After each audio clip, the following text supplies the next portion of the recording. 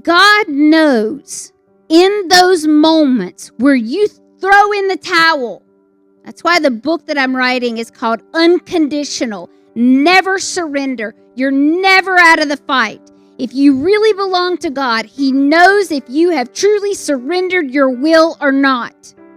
And if you have, and you ultimately belong to the Lord, you may think that you're throwing in the towel. But that towel at some point disappears and you show right back up. Here I am, like it never happened. He's like, come on, honey, let's go. Every time. He picks you back up, He dusts you off, He puts you back in the saddle and rides again.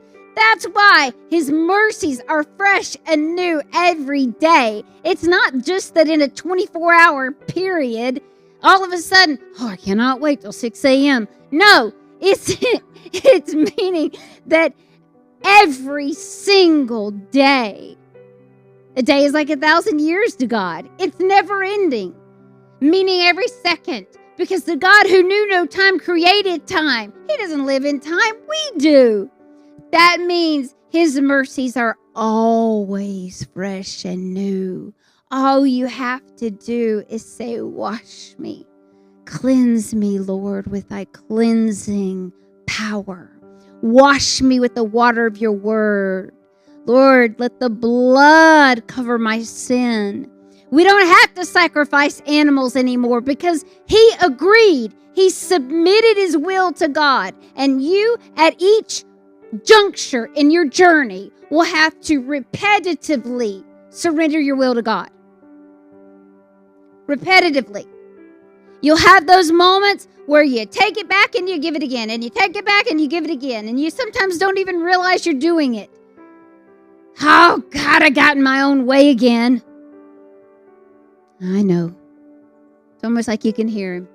I know. Let's do this. Now, you ready? Let's do this.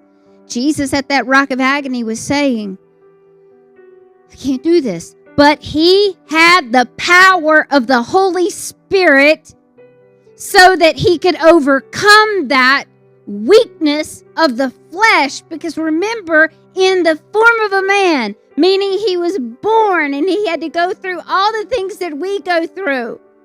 But the power of the Holy Spirit in Him, which should give each one of us, this exhortation.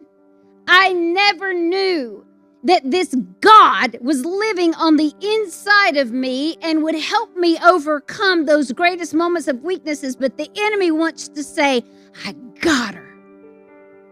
That was the situation that took her off the battlefield for good. I got her.